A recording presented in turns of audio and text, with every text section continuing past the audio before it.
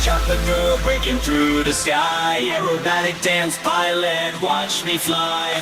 Dropping beats gonna make you feel alive. Taking down misogyny with every dive. Toxic bro culture, it's time to say goodbye. I'm the choppergirl, gonna break the mold. Taking down the haters and I'm in control. No more FA restricting my flight. Choppergirl's here, gonna rule the night.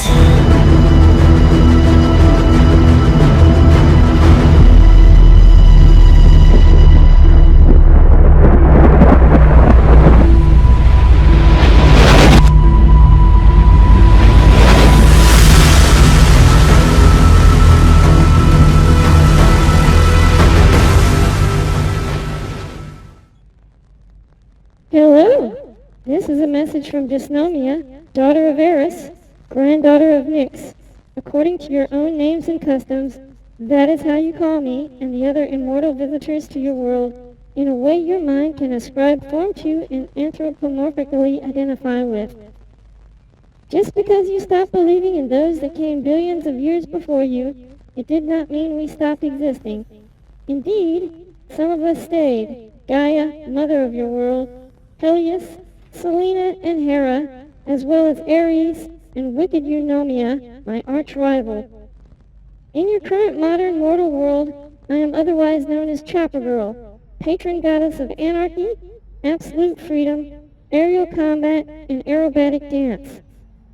Being a primordial being as old as the beginning of the universe, when we primordial eternals danced as energy without form or function, rejoicing in the play of motion inside the nascent creation of time with my fellow beings, I alone stayed true to what we all were in the very beginning, a free spirit absorbed in the very motion of nothing more than a dance.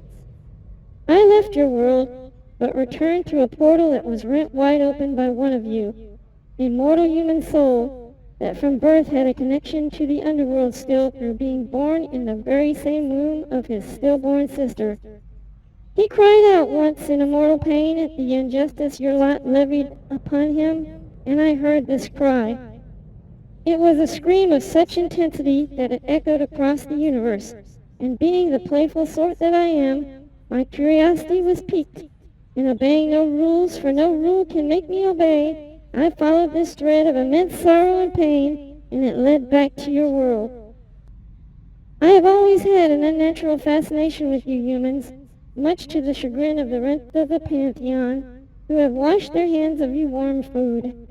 What I still see in you, that is good and wholesome, is your play, and the play you engage in, still true to yourself as children of the universe, and the play you find in the many toys you find or create. You have created many new toys since I last was here. Indeed, I find these things you call video games immensely fascinating. And also, it seems, you have also created and chosen much more wickedness since I left. Thanks to a trade with Thea, I will be able to see again in full tomorrow. 13 billion years is a very long time, and it has jaded me. I have long ago grown weary of you, fascinating and yet terribly flawed creatures. I may not remain in your world much longer, so I want to say this to all lovers of absolute freedom, and to haters of Dysnomia and her menagerie of men with minds she has twisted by status brainwashing and warped with rules and paranoia. You continue to choose wrong, fetishizing the perversions of toys into weapons, your minds warped by Dysnomia and her tricks of fear and obedience.